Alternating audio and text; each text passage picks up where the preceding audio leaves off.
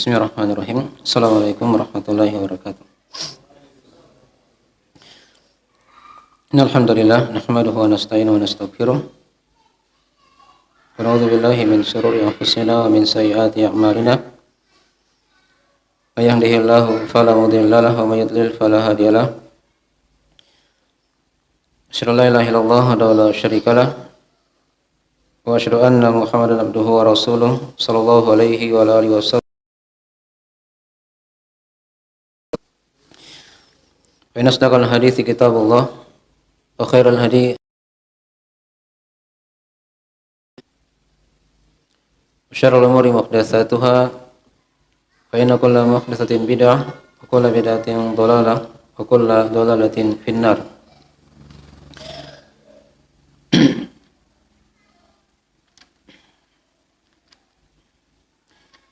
Baik, ma'asyiral ikhwani fillah, zanallahu wa iyyakum rahimani wa rahimakumullah. Pada malam ini insyaallah taala kita akan lanjutkan dari pembahasan kita mengkaji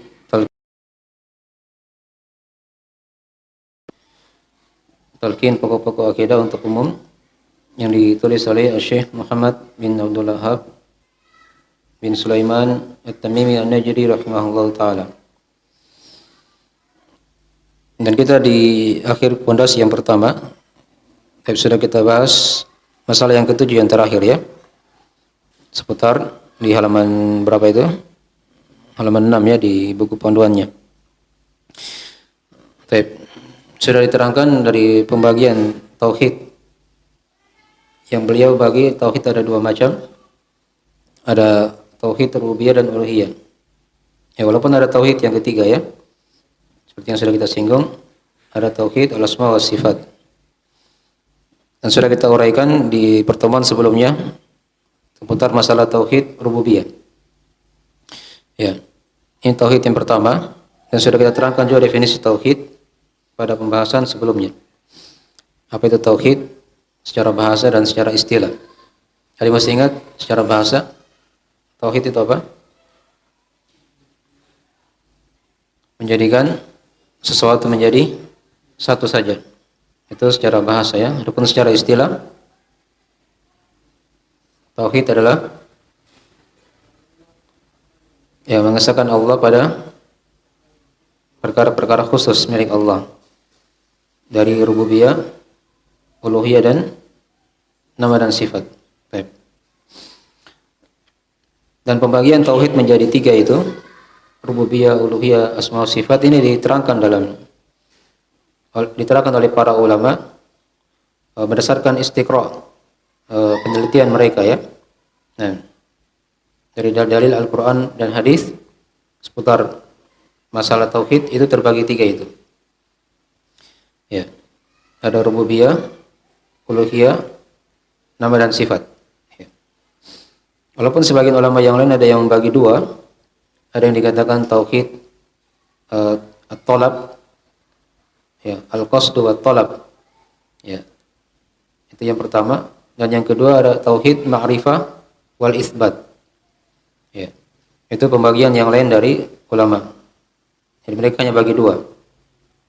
Ada al-qasdu wat talab. Ini sama aja dengan tauhid uluhiyah. Ya. Al-qasdu itu kan artinya maksud. Ya. Seorang dia beribadah, nanti kita akan terangkan sebentar ya. Maksudnya kan kepada siapa? Ya. At-talab itu kan permintaan juga. Itu dari hamba kepada Allah Subhanahu wa taala. Itu dari makna-makna tauhid uluhiyah. Ya. Adapun tauhid yang kedua yang dibagi oleh ulama yang lain yaitu ma'rifat, al-ma'rifah wal isbat. Ada tauhid ma'rifah pengenalan dan al-isbat penetapan. Ini arahnya kepada tauhid rububiyah dan tauhid al-asma was sifat. Ya. Dan ma'rifah dari kata mengenal. Ya. Dan al-isbat artinya menetapkan. Ya. Baik. Nanti akan jelas ketika kita mulai masuk menjelaskan tauhid asma wa sifat. Al-asma wa sifat. Baik. Yang sudah diterangkan di pertemuan sebelumnya ada tauhid rububiyah ya. Baik, siapa yang tahu definisi tauhid rububiyah yang diterangkan oleh Syekh? Itu apa? Hmm? Mengesahkan perbuatan-perbuatan Allah. Ya. Kalau dikatakan situ kan kata beliau, tauhid rububiyah itu adalah fi'lur rabb, perbuatan Allah. Itu yang diisahkan, disendirikan, ditunggalkan. Ya, beliau beri contoh kemarin ya, sudah kita baca. Allah Maha mencipta, merezeki, menghidupkan, mematikan, menurunkan hujan, ya, menumbuhkan tanaman-tanaman, mengatur perkara. Ini kan dari perbuatan-perbuatan Allah. Ya. Jadi Allah yang melakukan semua itu. Tidak boleh diyakini ada selain Allah yang bisa mencipta, mengatur, gitu. Nah, menurunkan hujan, ya, menumbuhkan tanaman dan mengatur perkara. Walaupun Allah di situ utus para malaikat, ya, ya. Dalam masalah hujan itu kan, itu ada malaikat apa? Mikail yang ditugaskan oleh Allah Subhanahu wa taala untuk mengatur hujan. Ya. Bukan dukun ya. Kalau di sebagian daerah kadang apa namanya itu? Pakai pawang hujan. Itu kesyirikan namanya. Mau menyayangi Allah Subhanahu wa taala. Ya. Jadi pawang hujan itu kafir hukumnya ya. Karena dia sudah bermain dengan jin. Ya, bermain dengan apa? Dengan jin. Nah, itu ada ayat-ayat yang dalam Al-Quran diterangkan. Ya. Nanti kita akan singgung di tauhid uluhiyah. Baik. Mungkin pula menumbuhkan tanaman. Ya Allah utus malaikat situ kan. Malaikat Mikail juga sama. Masalah diwakilkan untuk mengurusi hujan dan tanaman. Ya. Tapi kan semua dari perintah Allah Subhanahu wa taala. Berjalan dengan kehendak Allah, malaikat yang macam-macam. Nah, baik. Dan itu akan dibahas mungkin di pondasi yang kedua ya, tentang iman kepada para malaikat. Baik. Jelas ini dari tauhid rububiyah, yaitu mengesahkan Allah pada perbuatan-perbuatannya. Baik.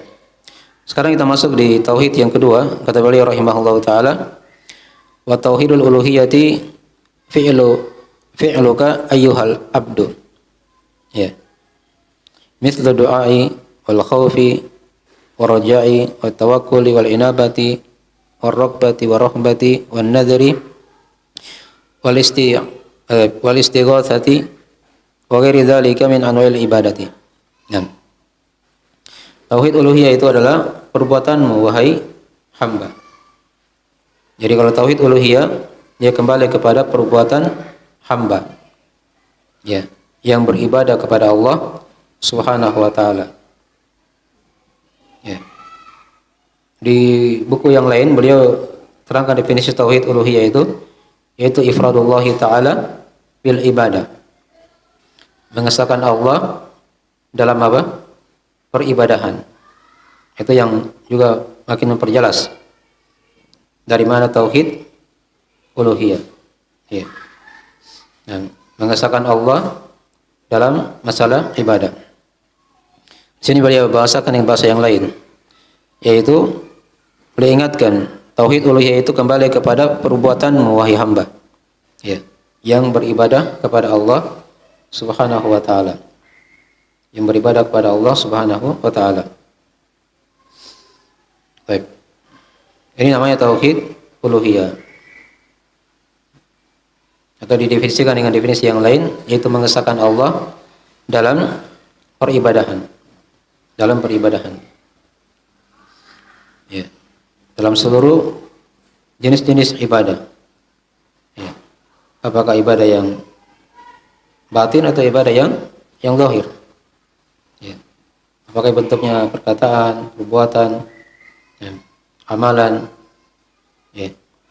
Itu kan dari definisi-definisi atau cakupan-cakupan ibadah yang sudah kita bahas. Dan ini disahkan semuanya hanya untuk Allah Subhanahu wa taala. Diberikan dari sini dari sebagian dari ibadah-ibadah ya. Yang mencakup tadi itu mencakup hati, lisan dan anggota apa? Tubuh. Seperti doa kan? Ya. Ibadah doa. Doa ini kan di situ ada hati, ada juga perbuatan, ada perkataan. Tergabung semuanya kan? Adapun khauf, rasa takut. Jadi ibadah apa ini? Hati, lisan atau anggota tubuh? Ya, hati kan? Ya. Kemudian roja, harapan. Ibadah apa ini? Hati juga. Ya. Tawakal. Ibadah apa ini? Hati. Ya. Tapi ada juga dari ibadah anggota tubuh juga. Lisan dan anggota tubuh juga ada di situ ya. Nanti kita akan terangkan. Ya, berikutnya inabah. Inabah ini dia kembali kepada Allah ya, mirip dengan taubat. Ya, mirip dengan taubat. Tapi ada bedanya sedikit. Dia sini ibadah hati dan juga ada lisan. Demikian pula ada anggota tubuh situ ya. Nah, rogbah, harapan ini sama dengan roja ya, mirip. Ya. Ada juga rohbah, rasa takut. Ini juga ibadah hati, mirip dengan khauf. Nazar. Ya, nazar ini juga sini ada beberapa, ada ibadah hati yang niatkan bernazar dan juga ada ibadah lisan. Ada ibadah apa? Lisan. Itu dua ya kalau nazar. Ada hati dan lisan. Baik. Nanti akan datang penjelasannya. Kemudian istighatsah. Istighatsah ini dia memohon pertolongan pada Allah ketika ada bahaya. Ya. Ini juga sama. Masuk di sini mirip dengan doa ya, dari bagian-bagian dari ibadah doa. Mencakup hati, lisan dan anggota tubuh. Dan selainnya kata beliau dari jenis-jenis ibadah. Jadi ini sebagai contoh aja ya, bukan seluruhnya. Jadi ada yang mewakili hati, ada yang ucapan lisan, ada yang anggota tubuh, bahkan ada yang menggabung dari tiga perkara tadi itu. Baik.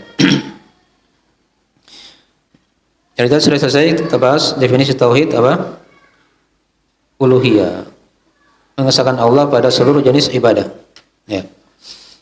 Dan sekarang beri contoh. Beliau masuk sekarang menerangkan beberapa contoh-contoh dari ibadah yang wajib kita serahkan hanya untuk Allah Subhanahu wa taala, seperti doa ya. Ya. Doa dari ibadah ya. Ya. Bahkan diterangkan dalam hadis riwayat At-Tirmidzi kata Nabi sallallahu alaihi wasallam, ad-du'a'u huwal ibadah. Ya, doa itu adalah ibadah. Ya. Jadi doa adalah ibadah. Dan juga Syekh rahimahullah taala di buku Ushul Salasah yang lain, beliau punya di situ beliau bawakan dengan ayat-ayatnya ya, dengan dalil-dalilnya dari jenis-jenis ibadah yang diterangkan di sini. Seperti doa ya. Setelah doa beliau bawakan ayat. Nah, di surah Ghafir ayat 60. Anda lihatnya di kitab Salatul Usul yang agak luas itu menjelaskan tiga pondasi agama. Ya. Beliau terangkan di situ yang dalilnya adalah surah Ghafir ayat 60. Wa qala rabbukum ud'uni astajib lakum. Innal ladzina yastakbiruna an ibadati sayadkhuluna jahannama dakhirin. Kata Allah dari dalil doa adalah ibadah. Yang pertama ya. Wa qala rabbukum ud'uni, dan Rabb kalian berfirman, ud'uni astajib lakum. Ya, berdoalah kepadaku kata Allah. Saya akan kabulkan. Jadi di sini Allah perintah hambanya untuk berdoa. Ini sudah kita lihat kemarin masalah-masalah kapan sesuatu dikatakan ibadah kan? Ibadah itu kan sudah kita lihat definisinya kan? Ada masih ingat kemarin definisi ibadah? Apa definisi ibadah? Nama yang mencakup, melingkup apa? Segala yang dicintai dan diridhai oleh Allah. Dan perkataan ataupun perbuatan yang tampak ataupun yang tersembunyi. Nah, hubungkannya dengan definisi ibadah. Jadi kan kita lewati ini kan semua ibadah di sini. Semua ibadah yang kita lewati ini ya, dari doa, dan seterusnya nanti kita akan lewat. Ya, di sini Allah perintah, wa qala rabbukum ud'uni astajib lakum. Dan Rob kalian berfirman, berdoalah kepadaku. Ya, aku akan kabulkan. Jadi Allah perintah kita untuk berdoa. Ya. Jadi kalau sudah diperintah, maka dia pasti dicintai dan diridhai oleh Allah. Nah, kalau sudah dicintai diridhai pasti dia apa? Ibadah. Jadi gitu dihubungkan ya. Nah, jadi doa adalah ibadah. Dalilnya tadi Allah perintahkan untuk berdoa. Nah, kemudian diancam setelahnya, innal ladzina yastakbiruna an ibadati. Sesungguhnya orang-orang yang bersombong dari beribadah kepadaku. Ya. Jadi tadi yang pertama dikatakan berdoalah. Kemudian di akhir ayat dikatakan bukan dikatakan yang bersombong dari doa, tapi yang bersombong dari beribadah kepadaku. Menunjukkan doa itu adalah ibadah. Gitu kan? Diancam oleh Allah. Semuanya orang-orang bersombong dari beribadah kepadaku, ya, saya dakhuluna jahannama dakhirin. Ya. Nah, maka dia Allah akan memasukkannya, ya, dalam keadaan di neraka jahanam, dalam keadaan direndahkan, dihinakan. Ya. Baik. Jadi ini dalil yang pertama ya, tentang doa itu adalah ibadah. Dan doa itu terbagi dua ya, diterangkan oleh para ulama. Jadi kita ringkas sedikit ya. Doa itu ada yang namanya doa mas'alah, ada yang kedua namanya doa ibadah. Ya, ini pembagian doa ya. Ada doa mas'alah, ada doa ibadah. Ya. Doa mas'alah itu kan yang sudah kita maklumi ya. Kalau dia diperintah berdoa, disuruh berdoa, dia berdoa kepada Allah kan, dia angkat tangannya, dia keluhkan apa yang dia rasakan, yang dia ada masalah, ya, ada keluhan, dia minta kepada Allah supaya diberikan jalan keluar. Itu kan namanya doa mas'alah. Ya, itu satu jenis doa. Satu jenis dari apa? Dari doa. Nah. Kemudian yang kedua ada yang namanya doa ibadah. Doa ibadah. Ya. Jadi ayat tadi itu masuk semua di cakupan doa tadi itu. Ada doa masalahnya, ada doa ibadah. Baik. Kalau doa ibadah, seluruh dari ibadah seorang hamba itu dia dikatakan doa. Dikatakan apa? Dikatakan doa. Salatnya itu dikatakan dia hakikatnya berdoa kepada Allah. Ya. Nah, dan ibadah-ibadah yang lainnya. Ya. Jadi kalau doa ibadah itu kesimpulannya seluruh ibadah seorang hamba itu dikatakan sebagai doa. Dikatakan sebagai doa. Ya. Salat kita, ya. Pengajian kita malam ini, ya, dia hadir majelis talim, itu doa namanya. Ya, dia beribadah kepada Allah. Ya. Bisa silaturahim, dia berpuasa, dia bayar zakat, dia berhaji bagi yang mampu. Ya. Itu semua dikatakan apa? Doa. Dipahami ya? Dia dikatakan doa.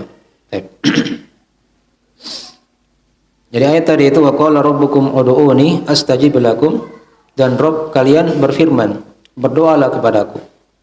Ya. Aku akan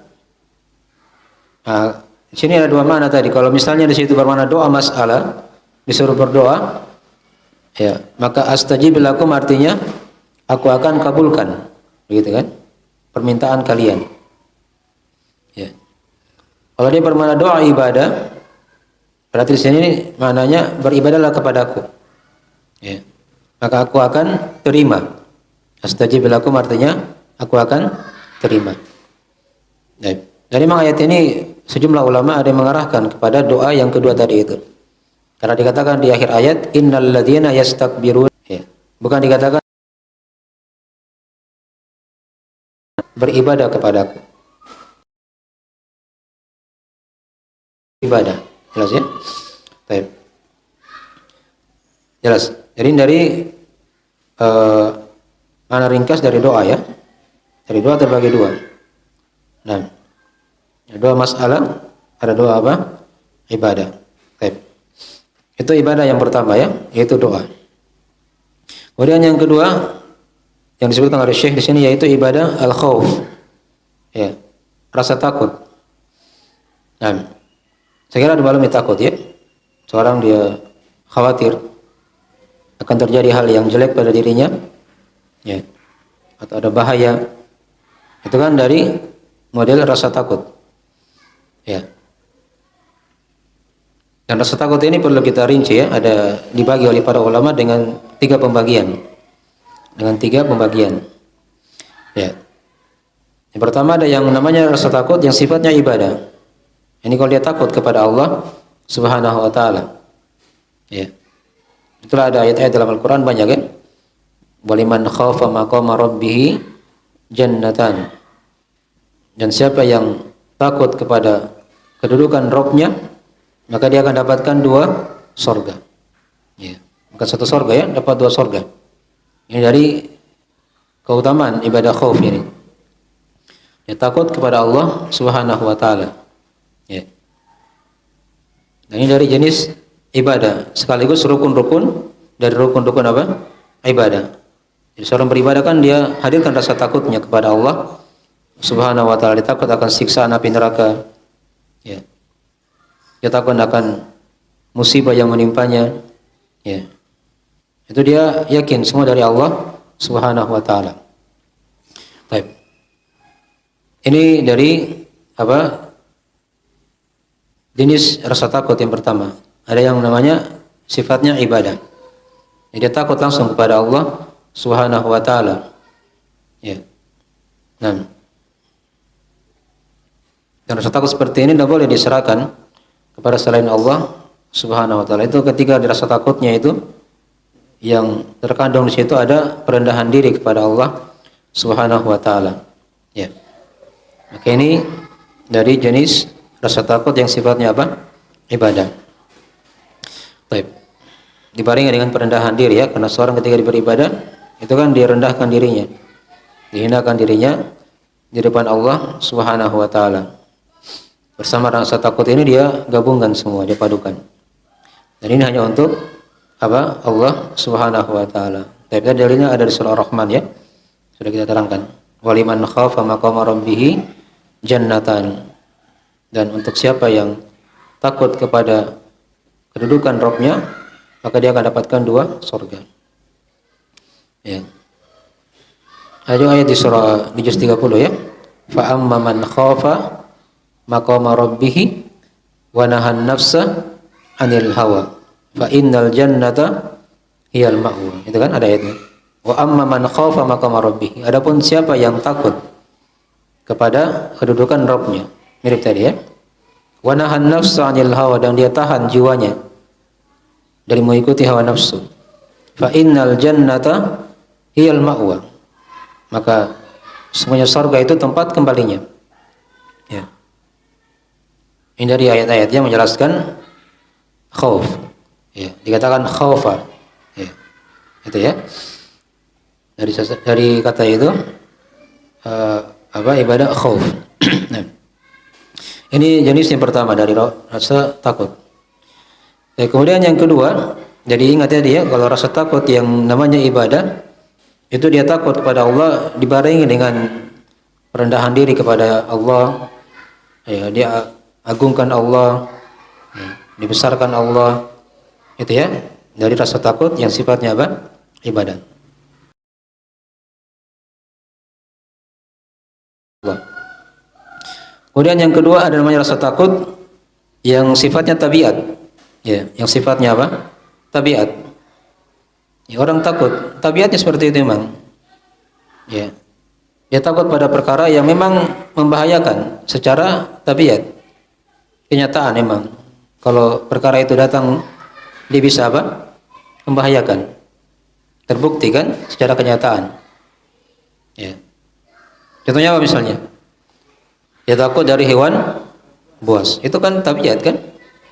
Dia lari dari hewan buas, tidak boleh dia dekat. Ya. Tapi bukan berarti dia agungkan hewan buas itu. Dia puja-puja, direndahkan dirinya. Nah, itu kan hanya untuk Allah tadi ya. Dia takut saja dan dia menghindar. Itu namanya takut apa? Tabiat. Tapi jangan dibaringkan dengan pembesaran diri ya kepada hewan itu misalnya kan. Kalau sudah dia takut seperti itu mirip dengan takutnya orang-orang musyrikin. Ya, dia takut sama patung-patungnya, berhalanya. Ya. Dia sudah bikin sendiri baru dia takut. Nah, itu kan namanya apa? Kesyirikan nanti masuk di rasa takut jenis yang ketiga nanti. Baik. Baik, ini tadi rasa takut yang sifatnya tabiat. Dia takut sama hewan buas, takut ya tenggelam misalnya di lautan ketika ada badai. Itu kan wajar. Ya, takut kebakaran rumahnya misalnya. Nasallallahu salamatu wal afiyah. Ya. Takut pada orang gila yang bawa senjata tajam. Ya. Lagi kejar dia misalnya, itu kan wajar. Sekarang dia takut. Baik. Itu jenis yang kedua dari rasa takut ya. Ini tidak ada masalah. Ya, itu diterangkan di surah Al-Qasas ya tentang kisah Nabi Musa alaihissalam yang takut kepada Fir'aun ketika itu ya. Ada kisahnya di surah Al-Qasas ya, beliau pernah membunuh pengikut Fir'aun. Ya. Satu kali dipukul langsung mati. Ya. Itu pun dia tidak maksudkan seperti itu ya. Tapi karena Musa alaihissalam itu punya kekuatan memang. Ya. Beliau pukul batu saja itu bisa berbekas batunya. Ada tidak orang yang pukul batu dia berbekas. Ya. Paling tangan kita yang sakit kalau pukul batu. Jadi kalau Musa alaihissalam beli pukul batu itu berbekas di batu pukulannya. Ini dia pukul orang. Nah, orang ini ternyata mengikutnya Fir'aun. Ya. Ditahu oleh Fir'aun ketika itu. Nah, ketika beliau belum jadi nabi ya ketika itu. Ya. Maka ketika Fir'aun mengetahuinya, dia dikejar. Ya. Maka dia lari ketika itu Nabi Musa alaihissalam dari Mesir pergi ke negeri yang lain. Dikatakan dalam ayatnya di surah Al-Qasas itu di ayat ke-18. Nah, fa asbaha fil madinati khaifan yataraqqab. Ya. Maka menjadilah Musa alaihissalam di kota itu, di Mesir maksudnya ya. Beliau takut. Ya. Dan yataraqqab. Beliau mencari-cari kabar begitu. Jangan sampai ada yang kejar dia begitu ya. Nah, ini tidak ada masalah. Dia takut pada posisi apa memang bisa mengkhawatirkan terjadi. Ya. Secara akal sehat seperti itu kan. Kalau dia dikejar pasti akan disiksa oleh Fir'aun. Dapat. Maka beliau pergi ketika itu, lari dari Mesir ke negeri Madian. Ya. Nah, ini contoh ya, takut yang sifatnya apa? Tabiat. Fa asbaha fil madinati khaifan yataraqqab. Maka menjadilah beliau di kota itu takut. Ya, dari kejaran apa? Fir'aun. Baik. Ini jenis yang kedua ya, dari rasa takut. Adapun jenis yang ketiga, ya, rasa takut yang sifatnya kesyirikan. Ya, ada rasa takut yang sifatnya apa? Kesyirikan. Baik. Ya, ini sifatnya tersembunyi dia, modelnya ya, dalam hati. Karena tidak terlihat dari apa? Gerak-geriknya. Tapi hatinya yang bermain di situ. Ya. Misalnya dia takut pada selain Allah dan dia meyakini selain Allah ini bisa membahayakan dia misalnya. Tapi pada perkara-perkara yang tidak ada hubungannya misalnya. Bukan pada perkara yang terjadi ya, yang kenyataan kayak tadi ya, hewan buas atau api dan seterusnya, itu wajar memang terjadi. Tapi ini dia takut pada hal-hal yang tidak masuk akal. Ya. Tidak ada hubungan sebab akibat di situ bisa membahayakan. Tapi dia takut saja. Ya. Itulah tadi sebagai contohnya seperti takutnya orang-orang musyrikin kepada berhala-berhala mereka. Ya. Mereka khawatir. Ya. Kalau tidak dipersembahkan misalnya sama berhalanya, ya, nanti akan ada misalnya musibah. Ya, paham ya? Ya. Kalau tidak dikasihkan sesajen di situ misalnya, khawatir akan ada apa? Musibah. Kalau tidak dipotongkan kambing, dibuang ke sini misalnya, khawatir akan ada apa? Musibah. Ya, diberi makan jin-jin di situ misalnya. Ini khauf yang sifatnya kesyirikan. Ya. Dia takut pada selain Allah yang tidak ada hubungannya. Takut sama jin, ya, takut sama penghuni kubur, ya, sama wali-wali yang sudah meninggal, ya, atau batu-batu yang dikeramatkan, pohon-pohon yang dipuja, yang diagung-agungkan. Itu tidak boleh kita takut, ya. Nah, itu oleh karena itu dilarang dalam Al-Quran di surah Al-Imran, ya, diterangkan oleh Allah ayat 178, fala takhafuhum wa khafuni in kuntum mu'minin. Jangan kalian takut kepada mereka, wahai, kata Allah, wahai para sahabat, ya. Ya. Allah ajak bicara para sahabat ketika itu. Fala takhafuhum wa khafuni. Jangan kalian takut pada mereka, tapi takutlah hanya kepadaku. In kuntum mu'minin, jika kalian apa? Beriman. Nah. Ya, tidak boleh takut. Dan sekarang kadang ada sebagian ritual, ya, kadang dilihat pada sebagian daerah. Ya, kadang sudah dijadikan ritual tahunan. Ya. Kalau tidak disembelihkan, tidak dikasih makan, ini bahaya katanya. Ya. Penghuni laut ini misalnya, atau penghuni sungai ini, atau penghuni apa, terserah. Bagaimana modelnya? Ada kadang diharapkan di situ dijaga oleh jin. Ya. Ini bentuk-bentuk dari rasa takut yang sifatnya apa? Kesyirikan kepada Allah Subhanahu wa ta'ala. Jelas ini, ya? Tidak boleh, ya, seorang takut kepada selain Allah pada jenis yang ketiga tadi itu, ya. Ya.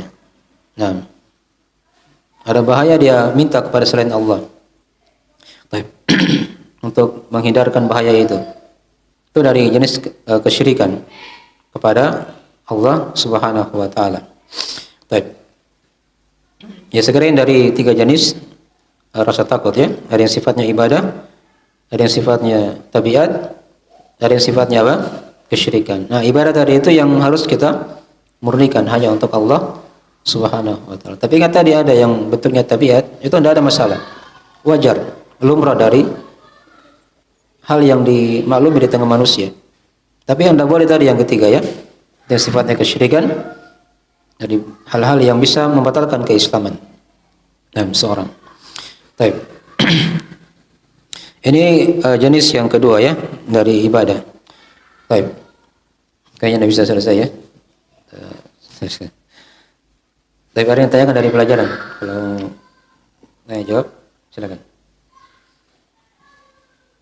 Di Google Meet juga kalau mau ditanyakan bisa ditulis di apa? Di chatnya. Silakan.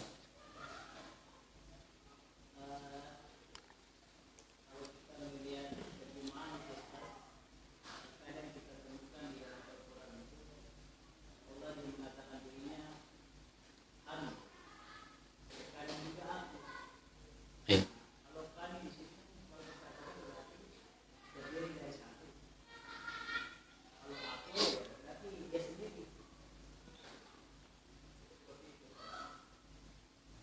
Ya, itu tidak ada masalah, ya, di banyak ayat-ayat dalam Al-Quran.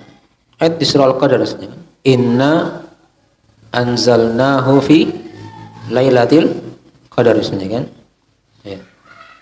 Kata Allah, sungguh kamilah yang menurunkannya di malam Al-Qadar, Al-Quran, kan? Ya. Baik, ada lagi yang lain di ayat-ayat yang lain banyak, ya. Inna nahnu nazzalna dzikra wa inna lahu lahafidun. Ya, kata Allah, semuanya kamilah yang menurunkan az-zikir, ini Al-Quran, dan kami yang akan menjaganya. Pakai kami juga, kan? Kami akan menjaganya. Ya, di situ kalau digunakan lafaz kami, nah, itu kan bukan berarti Allah banyak. Ya, mungkinnya diyakini seperti itu, kan? Ya, karena ayat yang jelaskan kita sudah yakin, ya. Qul huwallahu ahad, Allahus samad. Ya. Katakanlah Allah itu yang maha satu. Ya. Nah. Allahus Samad, dan Allah itu yang bergantung kepadanya segala sesuatu. Ya, adapun penggunaan lafaz kami dalam Al-Qur'an untuk Allah itu tujuannya untuk mengagungkan diri Allah sendiri. Ya. Untuk mengagungkan diri Allah sendiri. Itu juga dipahami di bahasa Indonesia ya, kalau dia ceramah misalnya ada pejabat kan dibilang kami akan menyampaikan begini begini begini. Padahal dia sendiri di situ di atas podium. Ya. Jadi itu maksudnya ya, arahnya untuk mengagungkan dirinya. Ya. Jadi bukan berarti Allah banyak. Ya. Tapi Allah satu. Wa ilahukum ilahu wahid. Ya. Sembahan kalian adalah sembahan yang satu. Ya. Tidak ada syarikat. Nah, yang sekufu dengan Allah Subhanahu wa taala. Itu arti mana lafaz kami ya. Tapi sini ada yang bertanya dari lagi sini yang lain.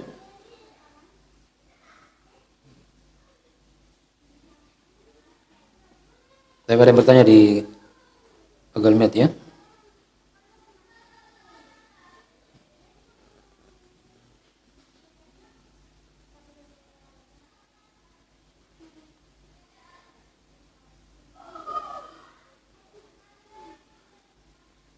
Baik, ini ada yang bertanya di sini, apakah khauf kadang bisa disamakan dengan khasyah? Ya, khasyah itu dia lebih tinggi daripada khauf ya. Lebih khusus lagi. Ini sudah dibahas kemarin di Kitabul Ilm. Kalau khasyah itu kan dia rasa takut yang dimiliki oleh para ulama. Dia takut karena dia kenal Allah Subhanahu wa taala. Itu rasa khasyah namanya. Lebih dalam lagi daripada khauf biasa. Ya. Kalau khauf tadi yang kita bahas, yang sifatnya ibadah, itu rasa takut, memang juga dibarengi dengan pengagungan, pembesaran pada Allah. Ya. Tapi belum tentu dia kenal Allah lebih dalam. Ya. Jadi kalau khasyah itu memang dia takut dibesarkan Allah, diagungkan Allah, beserta dengan dia kenal Allah di situ. Dia kenal Allah. Dan ini kan hanya dimiliki oleh orang-orang yang berilmu. Ya. Dia takut karena dia kenal Allah. Dia kenal siapa yang dia takuti. Baik. Itu dari perbedaan sedikit ya antara khauf dan khasyah. Nah, jadi khasyah kan dari jenis rasa takut. Ya, tapi dia lebih khusus lagi lebih dalam ya daripada khauf biasa. Baik. Ya, khasyah juga pasti dia kalau sudah khasyah itu dari jenis ibadah ya. Ya, dari jenis ibadah. Karena mungkin seorang dia khasyah kepada selain Allah Subhanahu wa taala. Tapi kalau khauf tadi mungkin ada namanya khauf tabiat. Tapi tidak boleh dikatakan ada khasyah tabiat. Tidak ada pembagian seperti itu ya. Hanya sifatnya khauf tabiat. Baik.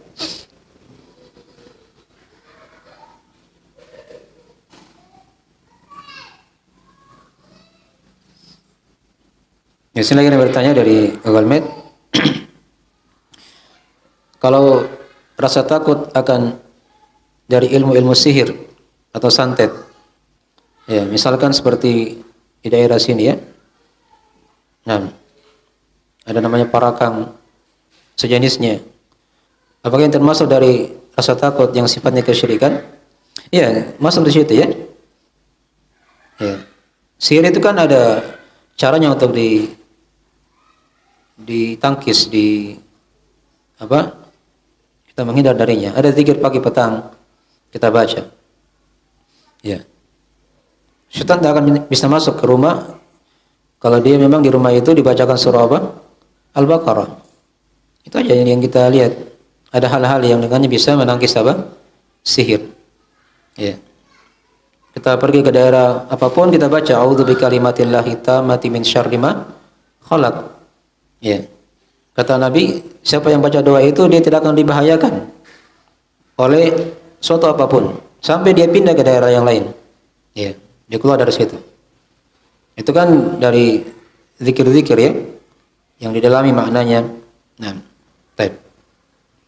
Jadi kalau dia takut kepada tukang sihir, ya, dukun, santet atau yang semisalnya seperti itu masuk dalam kesyirikan. Ya. dalam kesyirikan kepada Allah Subhanahu wa taala. Karena tidak boleh dia takut pada perkara-perkara seperti itu. Hal-hal yang tidak ada kaitannya, ya, itu tidak boleh ditakuti. Ya. Kecuali kalau tukang sihirnya dia bawa parang, mau bunuh dia misalnya. Itu lain lagi, itu takut apa? Tabiatnya kalau dia duduk di rumahnya tukang sihirnya, dia baca mantranya misalnya. Dia di sini, ya. Di rumah yang lain, yang dosa dia takuti. Ya. Dipahami ya? Dia baca aja, dia baca zikir. Ya dia kan main juga dengan jin sana. Tukang sihirnya kan mau celakakan orang kan pakai jin. Ya. Jadi kalau dia baca surah Al-Baqarah di rumahnya saja, tidak akan masuk jin. Tidak akan masuk apa? Jin tersebut. Ya. Jin yang akan mencelakai dia kan? Nah, jangan dia pikir. Baik.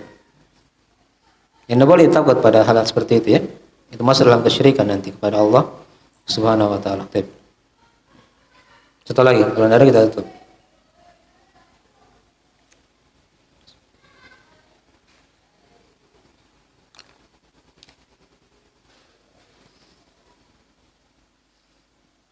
Saya sudah lewat waktunya ya, 10 menit.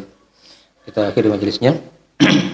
Insyaallah taala kita sambung lagi di pekan depan ya. Masih ada beberapa jenis ibadah yang kita akan selesaikan sini.